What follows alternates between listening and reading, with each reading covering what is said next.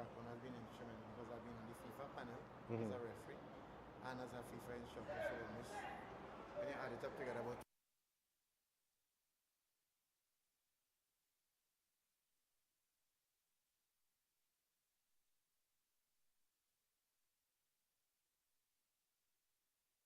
we have with us IDST Football Showcase at the Skinner Park, Mr.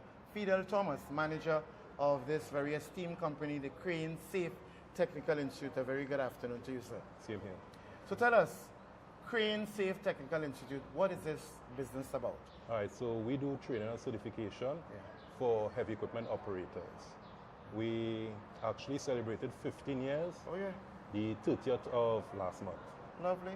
So we are 15 years in the business so far. Really want to say that it's a great credit coming on board for the first time with the Higher Learning Football Academy led by Sean Wong for putting support to this noteworthy affair, the players between the ages of 15 to 23. But why have you all moved in this direction while we are very happy to have you on board with us? Why have you come on board to support this venture? Well, any times we are in now, the youth is very important. So anything that's structured around the youth, giving them opportunities. For example, like this program, it's not only in sports, but also academic. Right. So the scholarship is not only for them to go and play football, but they have the opportunity to further themselves academically also, which we fully support. Well, beautiful. So I'm very happy about that because it means that a good marriage and a smooth transition with that understanding between the academics and the skill is so critically important. Having said that, are you all involved in support of any other entity of such similar nature, or is this your first venture along the line? First time. Good, very, and you need to be credited for that. I'm sure the Higher Learning Football Academy would like to understand and appreciate the fact that you are not only a sponsor, but a partner, because with a partner, you literally buy in to the policies and the philosophy of the organization. So what's the next step with this, with Crane, the Crane Safe Technical Institute? What can we expect of this very esteemed institution in moving forward in support of football under the umbrella of the Higher Learning Football Academy? Well, you all already seen about the academic part, the sports part, and probably I could actually get involved with some training part. Okay, great. Sponsorship of some training for the athletes also. And you could give us an example of how the training goes? Right, so the different equipment, we do all heavy equipment. Yes. So that will include excavators, bulldozers, crane, rigging. And with the industry right now opening up, not only in Trinidad but in Guyana, of course operators are in high demand, so it has job opportunities too. Lovely. And could you give us an idea, for example, a student athlete out of school now wanting to get into the business? What are the steps they have to take in order to apply for possible job application in your esteemed company? Well, the first thing is to get is certification and training. And the thing with heavy equipment, they will have to do apprenticeship training. Okay. So you can't just go out there and start to work because most companies want experienced operators. Lovely. But they prefer to train new persons so they know what they're putting into somebody and they will know what they're getting out. So it's not that the students will be new and nobody will hire them, and actually have employers who want new, fresh persons who don't have bad habits. Okay. So there are opportunities for new persons. And could you give us an idea of how long the training program will be for somebody who has to be part of the training? It will vary according to equipment. And could you give us an example? Let's one equipment, maybe what's the length of training, let's say, if you want to get into a specific area of operation?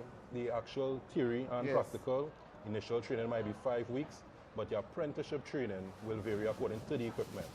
So some equipment need much longer time. So like excavators, bulldozers, backhoes, you need a lot of time. Right. And strange enough, outside everybody thinking that the crane you might need the most is actually one of the simpler pieces of equipment. Yeah. Oh my goodness. You need plenty more classroom training, but the practical training is very simple. So it's actually one of the equipment that's easier to get outside there with. Well, I've learned a lot from the interview here with you, Mr. Fidel Thomas, manager of the Crane Safe Technical Institute. I really want, on behalf of the Higher Learning Football Academy to extend our heartfelt and deepest gratitude for what you're doing, coming on board, because with it, it means that other guys, in addition to the football that they are playing, there is another skill area they could pursue. So thank you very much, and all the best in moving forward. Best of luck going forward. Yeah. Too.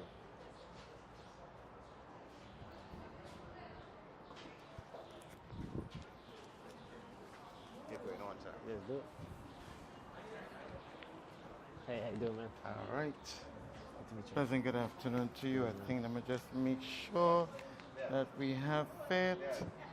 Paul Godoy. Yes. Godoy. Godoy. Godoy, yes. Yeah, just all right. The Melania Atlantic University. Yes. Good.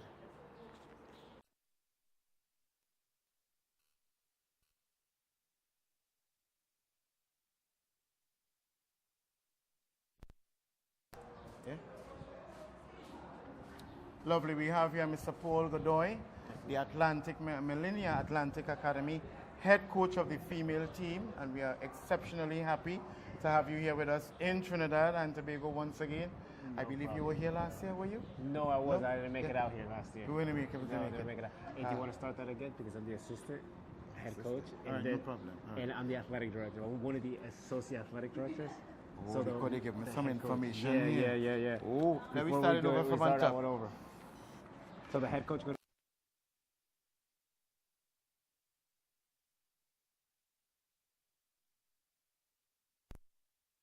No, we can go. Don't worry about it. You can erase that first. Because they told me it's Melania Atlantic University, Paul Godoy, head Yeah. female coach.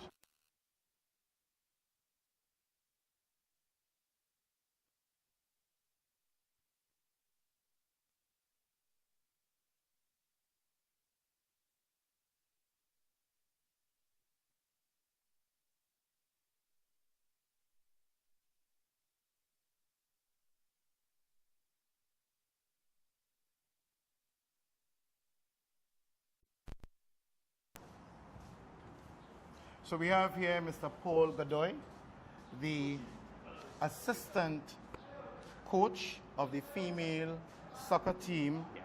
And this is from the Melania Atlantic University. Correct. A warm welcome to Trinidad and Tobago, sir. Thank you very much. Appreciate Lovely. being here. Tell us something. Could you give us an idea of why are you interested in a program of this nature led by the Higher Learning Football Academy? Okay, well, Millennium Atlantic University, we do have a lot of international students. Okay. We did come here last year, Yes. and we picked up a few students from Trinidad and Tobago, okay. yes. And it was a success. Those are great students, they're great soccer players, and we wanted to continue the relationship. Lovely, great. I'm very happy to know that you have been successful in getting some players. So tell us, on any given time when you come to an event like this, what exactly are you looking for when you look at the players in their assessment to be successful, to either get a scholarship or possibly a professional contract? Well, what we look for is their work ethic. I try Yes. to look at their work ethic, how much they run, how much effort they put into the game. Usually that reflects usually on the field and Yes. also in the classroom. Okay. If they put in that effort on the field, usually they're good students and they'll put in that effort in the classroom, because it's not all about soccer. It's all about, school as well. You know what I mean? They're student athletes first, and soccer comes second. And tell us something after having heard what you just said there, which is really very, very a salient point. If you were to identify one main challenge of footballers within the Caribbean and including Trinidad and Tobago, what would it be? It would be discipline. A Okay. lot of the students here, thank goodness that our students that we got from Trinidad do have that discipline. Okay. But when we go to the Caribbean and Dominican Republic and other Yeah. places, it's just the discipline that translate into the studies. Like I said, it's not all about soccer. It's not all about skill. Yeah. Especially when you're international students going to the States, you need to first come school, second come soccer, then you have to study. It's not easy. It's not for everybody. You know what I mean? So that's the translation between an international student coming to the States and studying. They need to put in that work in the classroom. And in addition to putting in the work in the classroom, you walk us through and give an idea. Give us an idea of what advice will you share with a female or a male student athlete from Trinidad and Tobago getting the opportunity to play soccer in the USA. What main advice will you give them? I tell them do their research. Yeah. Look at the university they're getting into. Look at the university. Look at the majors. Try to make sure that this is the right move for them. You know what I mean? Economically, you know what I mean? Academically, you know, it's not an easy move, you know, moving internationally to the States, and you're going to be there for 2 to 4 years, you know what I mean? So it's a life-changing move that they need to do. So for them, it's just do the research, look at the universities, look what the school offers, and you know, talk it over with your family and see if this is something for them. Very good. And with the Melania Atlantic University, is there any connection after having studied there and played football for the possibility of a player moving on to a professional contract or not? It happens. It's you know, it doesn't happen all the time, but if there's really a good player and he moves up in the ranks and he plays with us 1, 2, 3, 4 years, a lot of things can happen. You know what I mean? A lot of things can happen, and there is opportunities for them to play in other levels and, you know, play above just college level. And tell us something. This is the third match we have already seen. What have you made of what you have seen thus far in the matches? It started off, you know what I mean, we started off, you know, a little slow, but then as it started progressing, you know, the third match came on, and these kids are playing very tough. There's a lot of talent out here, a lot of talent, and it's very interesting. These kids give it 100% when they're out here in the field. So I'm impressed. Give us an idea. Today we are playing the matches. What happens tomorrow at the Manny Ramsden Stadium for day 2 of this exercise? I believe tomorrow is more matches. I think we have another 3 more matches to go, and I believe there's more players coming as well that couldn't make it today. Great. Okay. Thank you very much, Mr. I Paul appreciate Cadoy. it. Thank you very much. Lovely. Appreciate it. All the best. Bye. Next.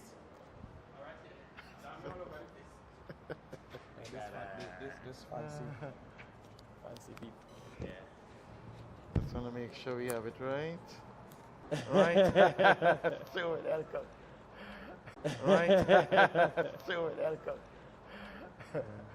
Is it for this time, yeah? Oh.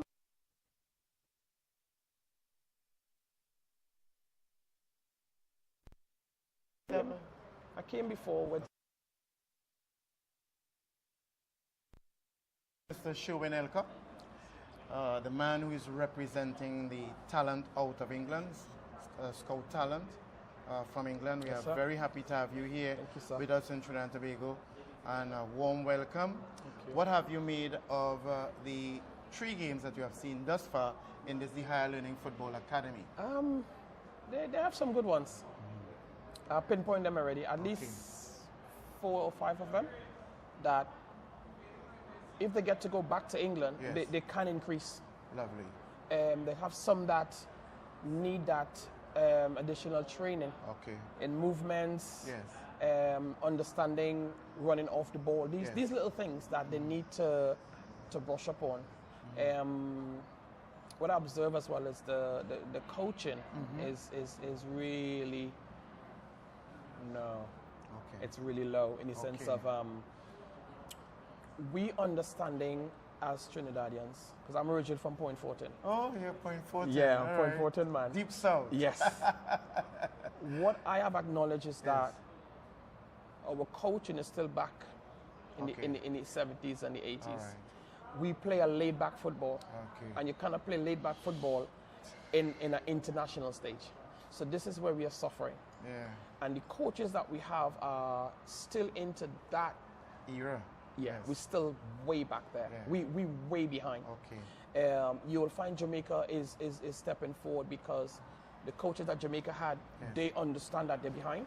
So they decided to train and teach that attacking football, that moving football, which Trinidad is not doing.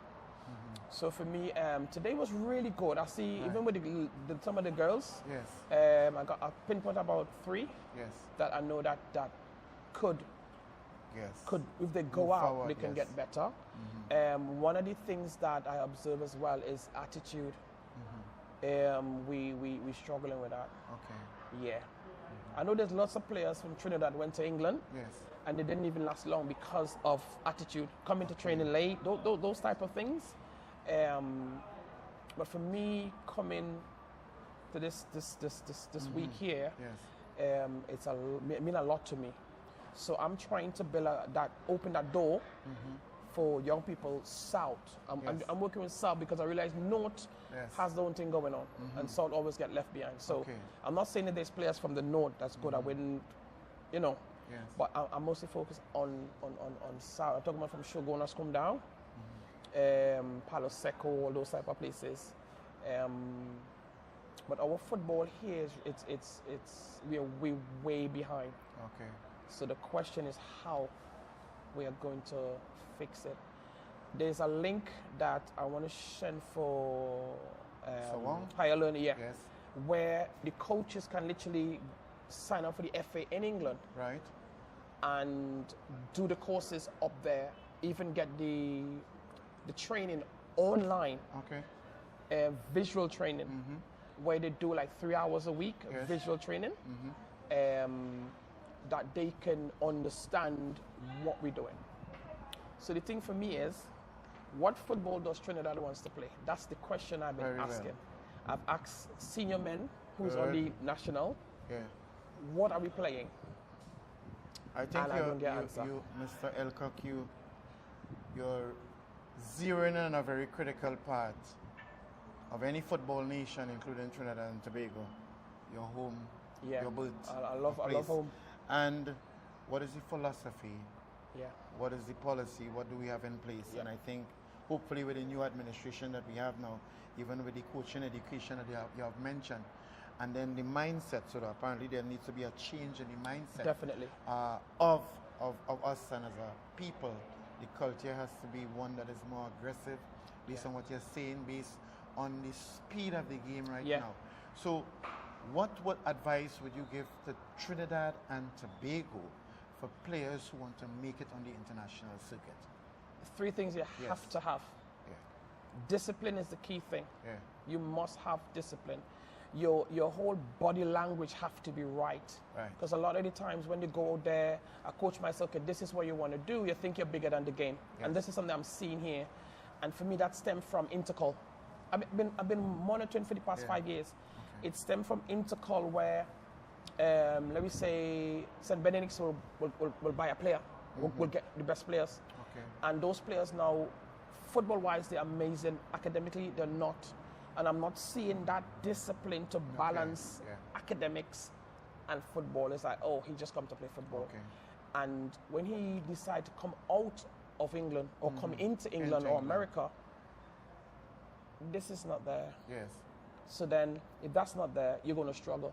Because when they bring paper before you and you know you maybe can't read or write, this is what the issue is. So for the TTFA whole board prospect of football, we need to have that sort of education. We have beautiful stadiums. I watched this one today. And I'm looking at so much nice spaces. If we're having these footballers, why don't we try and get the teachers coming to do work with them? So let them know it's a balanced football work. Like what I do in England with my players. If your schoolwork is down, you're not playing. If you're rude in school, you're not playing. Which you know, the credit of what you're saying is that a good bit of the schools actually do it because I'm the president of the Secondary School Football League. But we would like, as you quite rightly saying, that all the schools implement it because it's not a discipline for a few, but a discipline for all. Well, having said that, right now in England, where you are connected, if a player from Trinidad and Tobago was to source the opportunity, to seek the opportunity to go on to the England shows, give us the steps that he or she may have to take inclusive of using this high-learning football academy. One of the key things I'm always asking for in England, what they go by what they see. And these coaches up there, they're very intelligent coaches. The minute a player touch a football, they know what he got. It's not about having him for 3 or 4 weeks. It's about the minute he enter onto the pitch, they know he's a player. They know his attitude is right. And what they do is they test players. It's okay. I need you to come in at 6 in the morning. They know training is 10. They just wanna see your attitude towards football. England is a place that they eat, sleep, go toilet football. I mean, down to the dogs watch football. So for a player leaving Trinidad, your attitude have to be right. The avenue is there. Because I have a couple of players that I brought up there. and they're playing in that second division. Yes. I had a couple that was good, like a scout for Peterborough, Yes. Coventry City. Yes. I had one that had an appointment there, and he flopped it because the attitude wasn't right. But the avenue is there Yes. for players. This is why I'm here, Right. to cut off that barrier here, to open that door and get them in there. That's the main reason why I'm here. We have it. We have players. You have actually touched on so many salient points. I'm exceptionally happy that you are here with us just to give us these pertinent, purposeful, positive, uplifting pointers that will lead us in the right direction. Thank you very much No problem. Nice for meeting being you. here, and Thank all you. the best for the remainder No of the problem. event. Thank you so very much. Yeah. There was one guy. I'd like to take the opportunity now, with this being said, to thank very much the coaches, along with the sponsor in that of the Crane Institute, led by Mr. Fidel Thomas. We had Mr. Elcock from the Scout of England, as well as Mr. Paul Kodoy, the Millionaire Atlantic Assistant Female Coach, being here with us, and we look forward for their continued involvement, their continued participation. This is the Higher Learning Football Academy putting on the IDST Football Showcase. I am Miriri Louis Gonzalez. A pleasure bringing it to you on this